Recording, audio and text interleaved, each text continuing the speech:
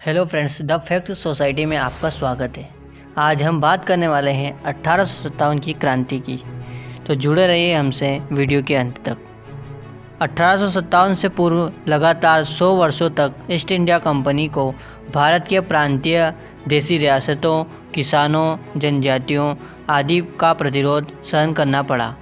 लेकिन 1857 ईस्वी में अंग्रेज़ों को पहली बार भारतीयों के संगठित विद्रोह का सामना करना पड़ा।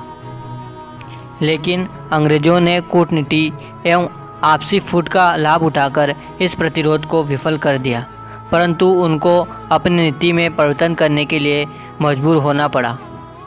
अंग्रेज़ों द्वारा बादशाह तथा जमींदारों के साथ अपमानजनक व्यवहार करना व उनसे भेंट बंद कर देना अंग्रेज़ों का एक प्रमुख कारण था।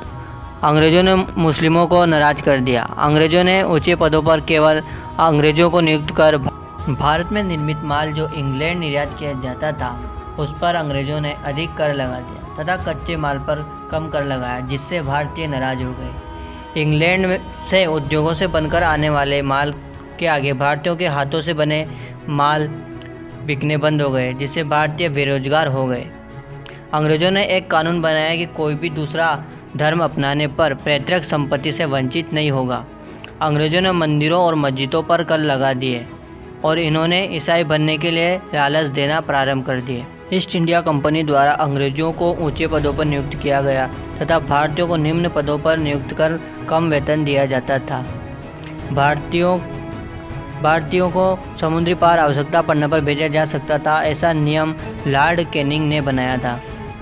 1857 की क्रांति का समय से पूर्व होना तथा बहादुर शाह जफर का कुशल एवं योग्य नेतृत्व का अभाव होना, इनके पास सीमित संसाधन थे, जिसके कारण 1857 की क्रांति विफल हो गई।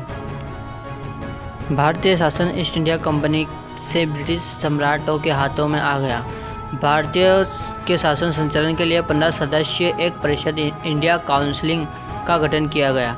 ब्रिटिश सैनिकों की संख्या अधिक कर दी गई। सेनाओं और तोप खाने के मुख्य पदों पर केवल यूरोपियों को आरक्षित कर दिया गया। अंग्रेज़ों ने स्थानीय भारतीय राजाओं के अधिकार, गौरव तथा सम्मान रक्षा का विश्वास दिलाया गया और गोद लेने की प्रथा अनुमति कर दी गई। इस कारण अंग्रेज़ों की फूट डालो और राज करो की नीति को बढ़ावा मिला।